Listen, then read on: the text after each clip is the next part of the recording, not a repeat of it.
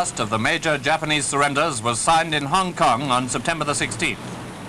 Ships of the Royal Navy were lying in the harbour between the rocky island of Hong Kong and the mainland peninsula of Kowloon. But the taking over from the Japanese wasn't entirely free from trouble. It appears that in Hong Kong there were still a number of Japanese reluctant to carry out their emperor's orders. So the Royal Navy had to make it quite clear who really was in command here now.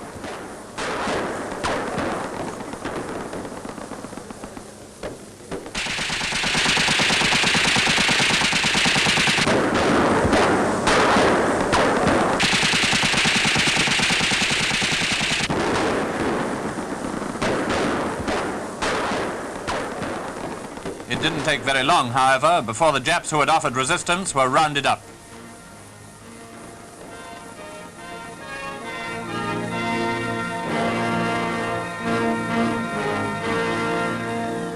Later, a cameraman obtained this interesting study of Colonel Tokunaga being arrested. I don't know about loss of face, but lacking belt or braces, there were moments when it looked dangerously like loss of trousers. He and other officers were taken away en route for prison.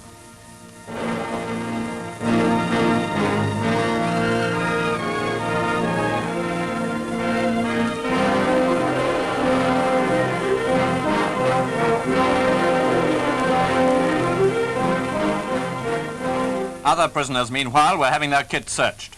This was at the Chamshuipo camp, and the examination was being carried out by the RAF. I'm sure you'll agree it's a very satisfactory picture to watch, especially when they find a Japanese flag in one prisoner's kit.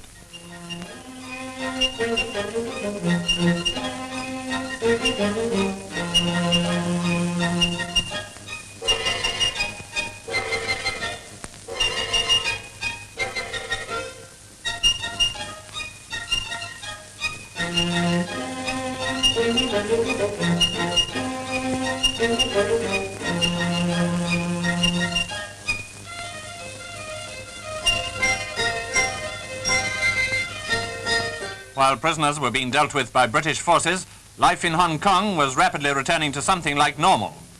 In pre-war days, business was very brisk here, and our Chinese friends aren't going to waste any time in getting it going again. And now for the surrender ceremony itself. From the flagship Duke of York, Admiral Fraser had come ashore to be present at the signing, over which Rear Admiral Harcourt was to preside.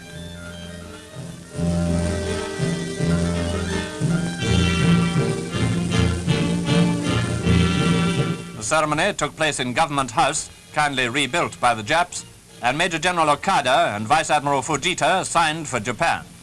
They brought their swords with them.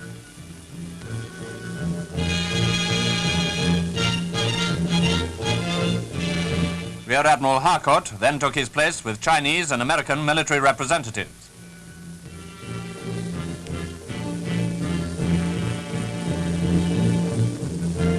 Okada signed first, using a brush for the purpose.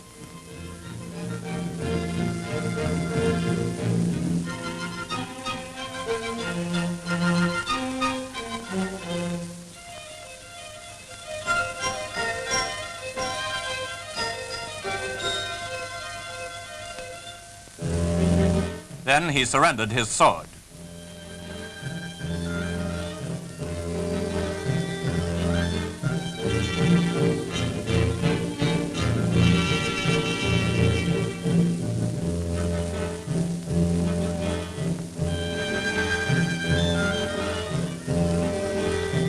Fujita followed, and in case you want to see the result of all that brushwork, here it is.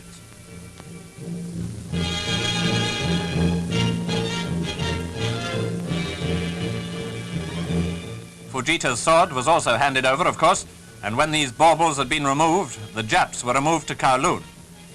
More than 2 weeks after the first naval forces had gone in, Hong Kong was formally surrendered. The colony was British again.